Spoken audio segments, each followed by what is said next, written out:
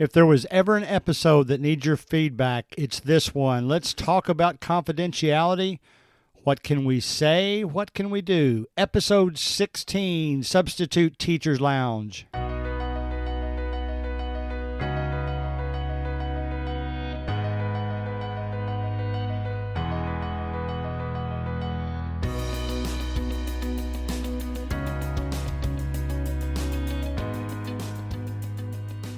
All right, interesting topic this week, confidentiality. We're going to talk about that. We're going to talk about how I use confidentiality as I was developing the podcast. We'll talk about if we can ever get to a paranoid side of confidentiality. We'll talk about all that. So I really want your feedback for this one. Just as a reminder, email address, gregcollinssubstitute@gmail.com. Twitter address is @subteachlounge. And we have that Facebook page that is getting more and more likes every day and followers. And that, too, is called Substitute Teachers Lounge. You can search for it like that on Facebook. Also, a few more housekeeping things. The last episode, Expanding Your Repertoire, was the fastest listened episode I had in this regard. Typically, the pattern that most of the episodes have had is I usually pick up just under 100 listens by the time the next episode comes out, and then it picks up another maybe 25 to 50, depending on the episode, the following week. This particular episode last week, Expanding Your Repertoire, hit listen number 100 in 6 days. So it is by far the fastest listened to podcast we've had. I appreciate that. It's outstanding. I also want to mention that we just crossed our 2,000th listen. So that was exciting for me. If you recall, I said we reached number 1,000 in 2.5 months. And in just over 3 weeks, we pushed over the 2,000 mark after that. So I'm happy for that. I also want to mention, some of you have already seen this on the Facebook page. I was really excited. I use a tool called Chartable to kind of keep track of how we're doing compared to other Apple podcasts in the Kids for Education category. And I'm happy to say that a few weeks back, we were in the 200s. And now I've seen us as high as number 25 during a particular period. So that means of all the Apple podcasts for in the Education for Kids category, Substitute Teachers Lounge is consistently coming in number 25 to 30, depending on what day you look at it and how soon we are to an episode that's just been released. So again, thanks so much for that. I want to make an observation, too, because I mentioned this way back in an early episode about how I use Jobulator to have it notify me about substitute openings. Well, I went ahead about a month ago and took the free, you can get a free version of SubAlert for about, I think it's 3 or 4 weeks, and I've used it. And I'll have to be honest, I think I had a bias towards Jobulator, but my gut feel is that SubAlert actually was the fastest of the two on, I would say, about 70%. Now, part of that could just be coincidence. As I understand from both of their websites, they both refresh every 60 seconds. So my theory is if the teacher posts an absence just after Jobulator has done its 60-second refresh, well, then it's going to be a full minute before it shows up there. Whereas, if it posts the absence about 10 seconds before SubAlert's refresh, then SubAlert would be first. Yes, I do still have some where SubAlert is faster on one, Jobulator is faster on the other. So I'm going to make this commitment to you over the next week between episodes. What I'm going to do is keep a tally. Every time I see SubAlert come through faster, I'm going to put down a mark. Every time I see Jobulator come in faster, I'll put down a mark for Jobulator, and I'll just report whether that means anything to you. We'll see how each one of those outpaces the other when we get to next week's episode. And of course, I know the only big gripe I've seen about SubAlert is they don't like SubAlert. I'm sorry, is if they don't. Some people don't like its font and lettering as well. Jobulator's a little bit easy to read. If that means anything to you, On the flip side, SubAlert is 95 cents less per month. So, and most of us take this per month, I think. You can save a little bit by buying the year, but to be perfectly honest, I've been canceling mine after May and firing it back up about late July to start picking up absences for the following year. So I'll leave that all up to you. But let's get back to our main topic today. I think it would be easiest, first of all, to just mention my thoughts when I first put this podcast together, what I was thinking. I think you know that I stay pretty positive, and every episode we have has not been negative at all. And even when I bring up something perhaps on the negative side that happens, you know that I always flip it around by the end of the episode and say where I've learned, where the students learned, and how we both had a positive experience. My goal in this podcast was to make sure we all learn together and grow together and can share resources with each other, and we can share positive ideas about substitute teaching. I say constantly that we're all in this together. I tell you constantly what my experiences have been. In doing so, this is how I try to keep my confidentiality in check. This is what I decided to do going in. I decided, and we do have some, believe me, I keep saying this, but we do have some interviews set up soon. Anytime I am interviewing students, they will all be required to have their parents or guardian sign a waiver saying that it is okay for me to use their audio. I will not use anything but their first names to keep their privacy.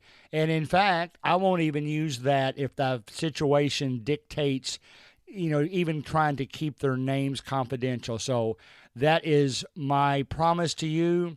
I have not only talked, I think the ones that I will interview first, the two ladies that I will interview first, I have actually talked to their parents as well. They're on board. I talked to their teacher, and they also have coaches that I have talked to make sure everybody is aware of what's going on. So that's one confidentiality type promise I make to you as we do the podcast. You will also notice that when I interview adults, I think I slipped once and used a first name, but my goal when I interview adults is to call them Mr. or Ms. and then use their last name. So if they want to, now if they'd rather remain anonymous, that is perfectly okay with them. And then I always make a commitment to them as well, and it really hasn't happened yet, but I tell them in our little temporary script that we use, I send them some questions just to give them a feel for what I want to ask them, but I also emphasize with them that I want it to be their show for that episode. And if they have interesting stories they like to share, I would rather those stories be shared than us just stick to a bunch of static questions. So if I ask them one question and it leads to a story and that leads to a story, well, then that's the last question I'm going to ask them. I think the show's going to be much more entertaining if I let them talk about their experiences. So I make that commitment to you. I also have made a commitment from the very beginning that I want this show to always stay positive and I want it to stay confidential. So you will never hear me talk specifically about the name of a school. You will never hear me talk specifically about the name of a teacher. You will never hear me talk specifically about the name of a student or anybody in administration. I think that is the best way to go. That is the only way to give us a confidential show. I'll talk a little bit about paranoia again in that regard in just a moment, because I'll tell you some things that I don't know if they happen, but I suspect that they happen. They got back to me on a fourth, or it might have even been fifth person down the line. It came from a meeting, and then somebody in that meeting told somebody else, told somebody else, told somebody else, and finally it got to someone that had actually been listening to this podcast. So then it got back to me. So you know how it is when thoughts like that carry from one person to another. I'm not sure if I got the full story, and I'll be right up front about that when we talk about it. But I will share that with you here in just a moment. But I always try to keep things confidential. On the positive side, I will mention that most every school in which I've talked to administrators or teachers about this podcast, normally it's when they've brought it up, when they've heard about it and they started listening to it. I've actually had teachers put me on their preferred list as a substitute because they listened to this podcast. That's the way they met me for the first time. Or perhaps when I'm substituting and they're close by in the hallway and they hear me talking about it, they start listening to it, and they have told me that they enjoy listening to it as well. It's nothing but a resource for us. And as you know, if you've been a steady listener, you know that it's never set up to say anything negative about anybody. I love all these kids. I love all the school systems. I think they provide a great service, and that's the way I will always approach this.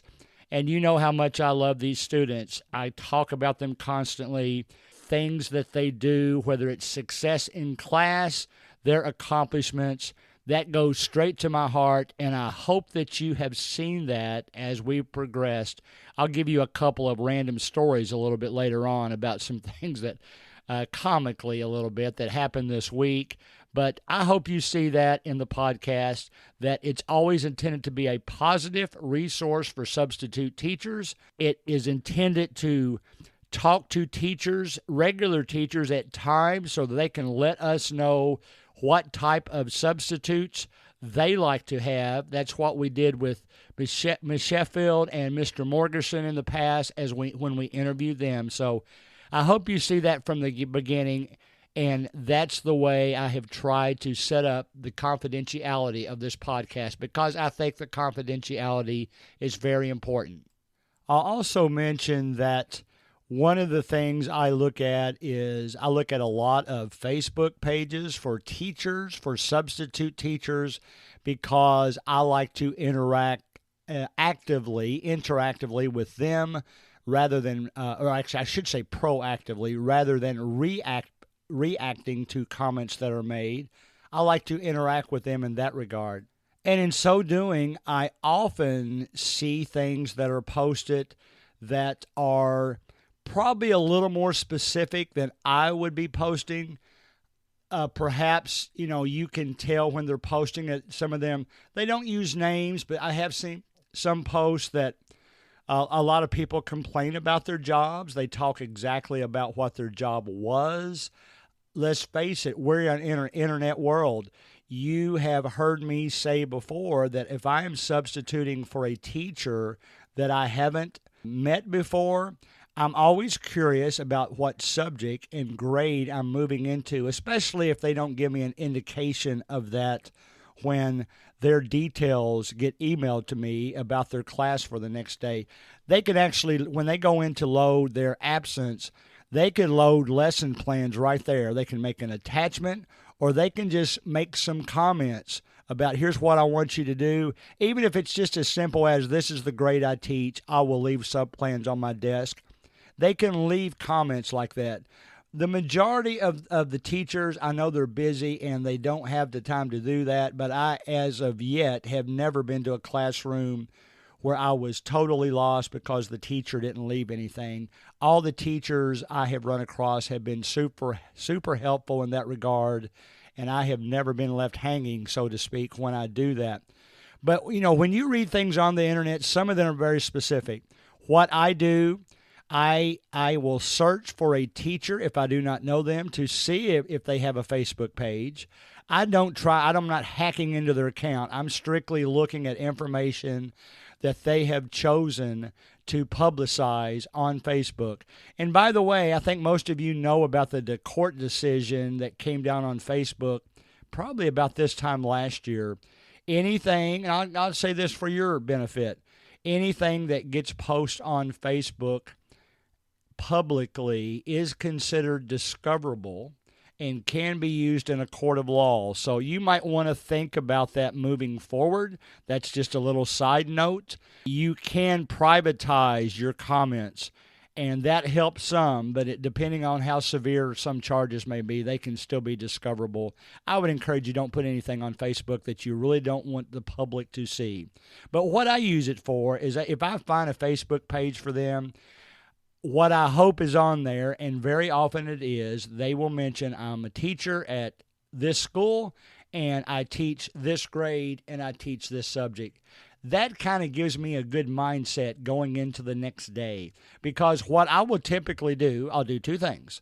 I will Google that grade and that topic and have some things in my back pocket just in case I need some time-killing tools at the end of the period. And I'm a Kahoot fan. You guys know that. So I will go into Kahoot and be prepared to have some of those queued up in case we need to do that. We actually did a Kahoot in a science class I was in this week with sixth graders, and they enjoyed it. I actually texted the teacher and asked if it was okay. They thought it was great, and I told them Kahoot lets you run reports, so I was able to leave him a report of all the Kahoot tests that were taken that day, all the different periods of class. It will show him the name of the students, how well they did. I made sure it was on the topic that they were studying, so it was applicable to the time. And it even has detail by each individual question that was on the Kahoot game, so he can tell how each student in that class performed. So it's a very helpful tool. It gives him a feel for what maybe needs to be explained better to some periods, or maybe he can move forward with teaching his other students in other periods. So I think Kahoot is very helpful in that regard. So that's one of the tools that I use for him this week. But my point in bringing up the internet is, if you put things out there publicly, it's out there.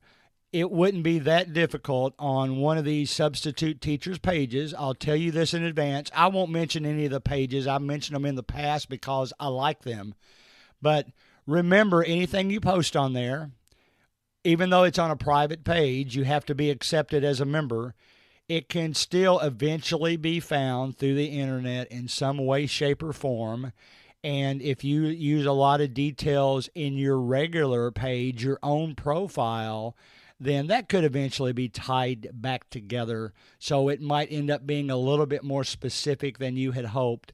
But that's been like that for years. Anytime something is posted on the internet, that is now out there on people's computers, and if people want to find it badly enough, they probably can. Now, there is a reason I bring all this up, and I will classify it on the paranoid side. We know there's a gray area. When we go into the classroom, there's some things we don't tell that student. There's some things that we don't do for those students. Obviously, we should never touch them. It even makes me comfortable at times, especially the sixth graders. You know, they're still in that huggy mode. So they will see me come to class and occasionally come up and give me a hug. And of course, if they initiated it first, I want to make sure that I return the hug to them.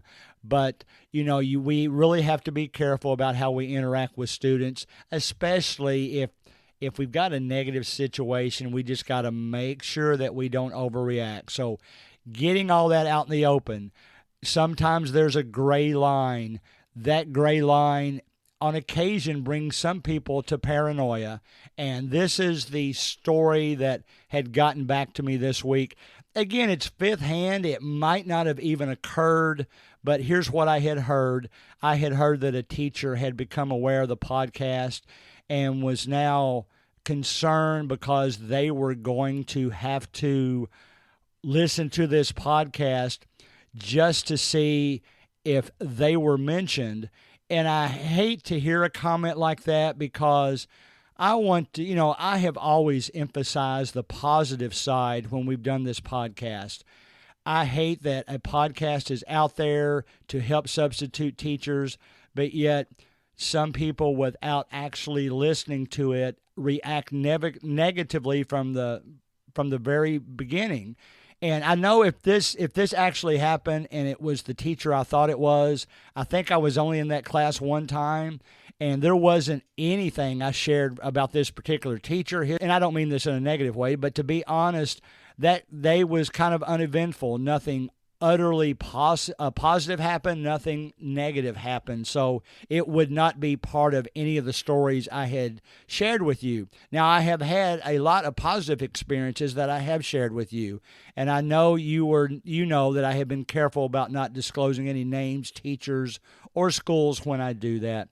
Sure, I mean, if you were really good and really had the time and you wanted to go to what I said, you wanted to try to estimate the area, you wanted to go to my personal profile on Facebook page, you could probably do detective work and eventually tie them together. But I know some people are paranoid that I shouldn't be even mentioning what kind of class I was teaching. And, that is a little bit concerning for me, because all you have to do is to go to any part of the internet that talks about teaching, and you can find comments about classes that have been taught and subjects that have been taught and the area in which the school was located. So it's not that difficult to put it together. So all those thoughts are out there. So I say all that to say this: let's remember to be confidential at all points. I will tell any teacher that is listening to that, I always strive to do my best to keep everything about them confidential. I'm not going to go to the paranoid side and not say that I was in a history class, because a lot of what I do, you're going to figure that out anyway, because I tell you what I read to them and what we learned that day. So I'm sorry if that makes you feel uncomfortable as a teacher. I do think that's a little bit on the paranoid side. And even more so, I think if you just go out and listen to the podcast, you would understand what a great service it's providing. It's going to be even greater when I get more and more people to participate.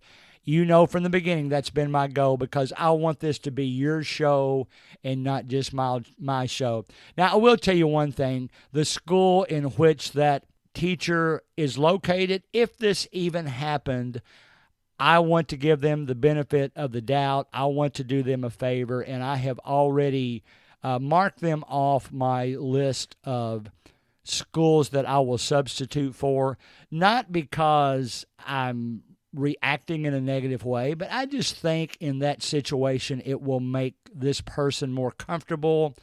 And, you know as well as I do, when you get to know the teachers, I've got plenty of places I can substitute at. So that's what I've chosen to do. I still love everybody at that particular school. I'm going to miss those students. Some of them are listening to this podcast this week. I know that because they've told me.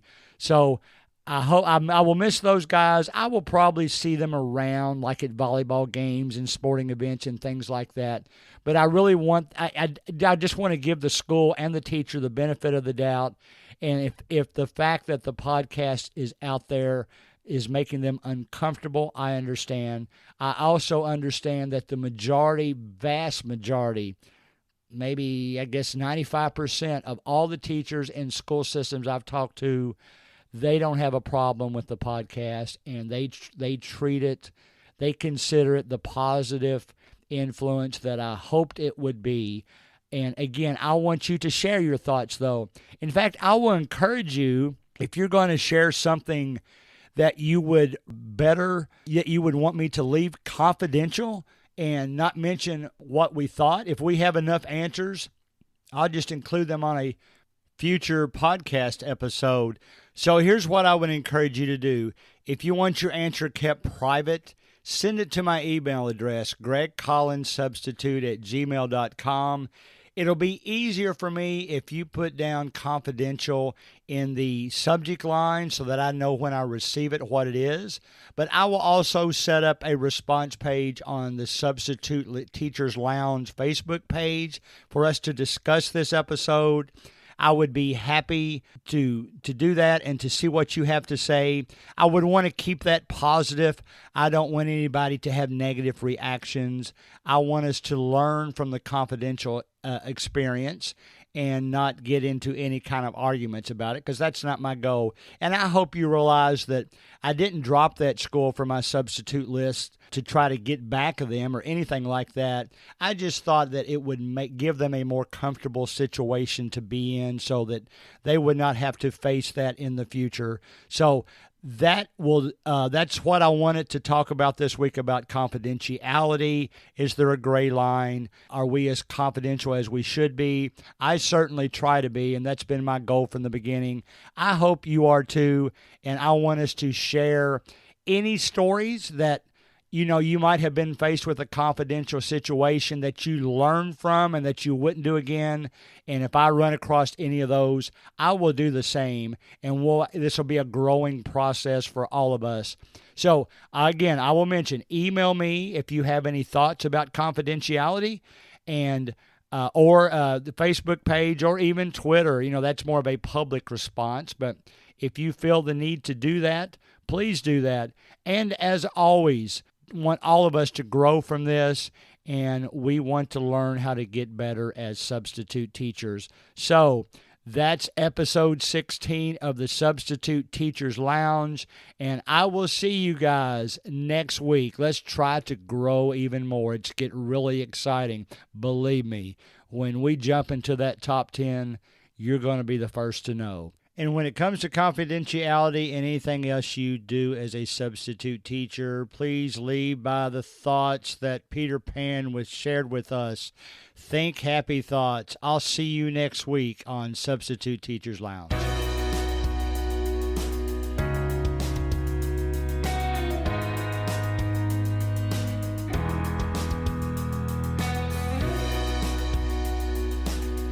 Music provided by Ben Sound.